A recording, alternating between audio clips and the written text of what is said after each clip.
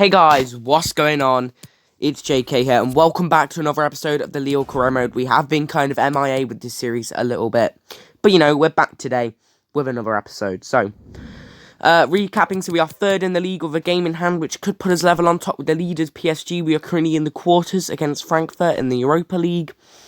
And in terms of stats, we're also going to take a look at growth today, guys, which is very, very big, because we've had a lot of growth. This season's probably been, it's my first proper career mode. But Jonathan David with 22 goals, 12 for Atau, 11 for Bamba, 8 for Sanchez and Antonio. And then we have a few more dotted around. So I'm only going to read out if they've scored more than 8 goals. And then assist-wise, Jonathan David has the most, then it's Atau. And then in terms of growth, let's just take a look at our highest rated players. We'll see what their growth is, because the higher rated players are in the team and they have grown the most. So 3 for Maignan, 5 for Akone, 4 for Bamba, 4 for Shalik, 3 for him. Just take a look, because that growth is awesome. But yeah, we did sim a game against Strasbourg because I didn't want to play it, and we won 3-1, which is very, very pog. And now back into another clip, because we have a game against Montpellier, and we are playing a weakened side, I think. No, we're not. We're playing our main team, and the result is a 3-3 draw with our main team as well, but Akone, Antonio, and then another goal from Akone.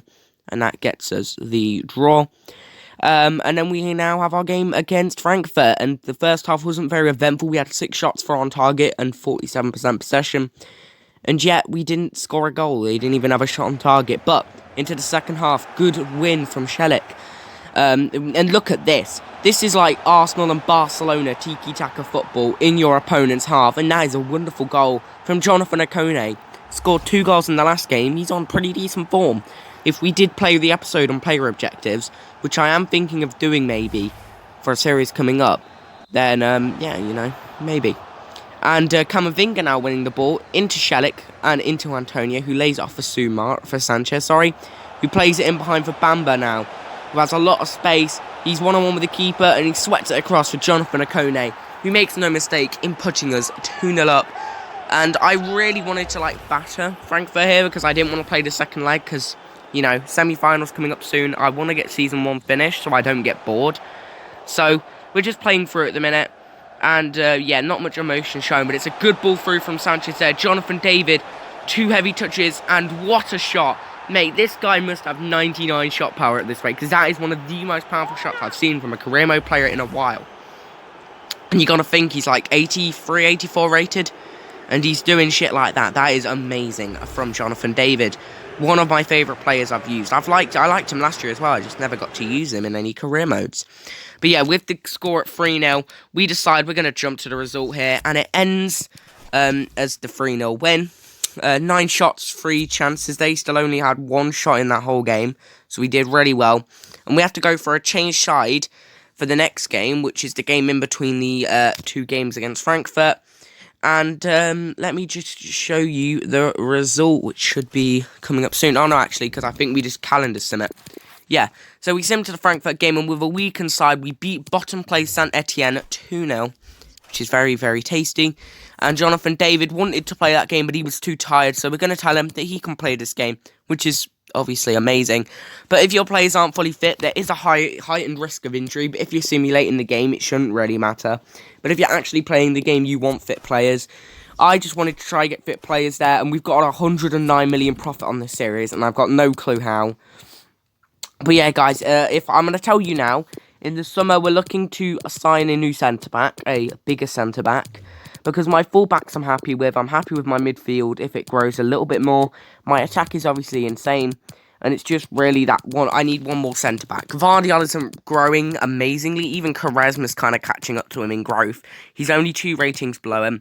I would hopefully have Gvardiol up to a 77, 78 by the end of the season, or he might be out. But he is very quick and strong, so he's better than Botman in stats, even though he's not higher rated, and he's also younger. So, yeah, with the score at 3-0, we go and draw 1-1 with Marcus Antonio getting the goal, and that puts us through, along with Villarreal, Napoli, and then someone else. So, very happy about that. And now we play a lower-ranked side. So, yeah, they are 18th, and we're just going to deal with Jonathan David here. Very happy with playing and doing well, of course, as always. And we've got some rescheduled matches, which signifies we do have the Europa League coming up. So Villarreal made it through. I think Leipzig made it through. And Napoli. Oh no, Atalanta did. And we get Napoli. We get the toughest team. So I'm not very happy about that. But we do play Napoli.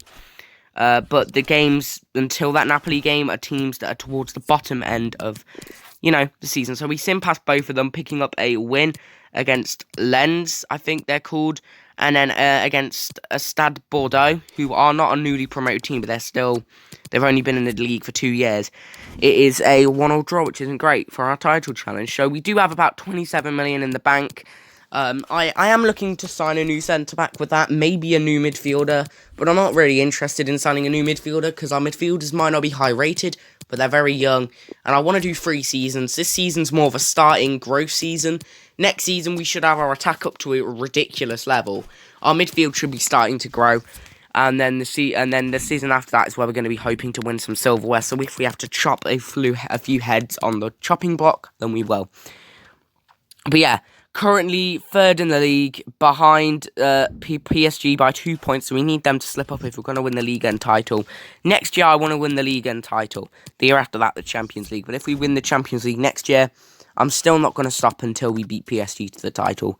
I want to beat PSG to the title. That is the main aim. Champions League, pretty easy with every single team, but now Jonathan David's had 4 goals and 2 assists this episode, so it's not been brilliant, but he's only played like 4 games, because he got rested for a couple.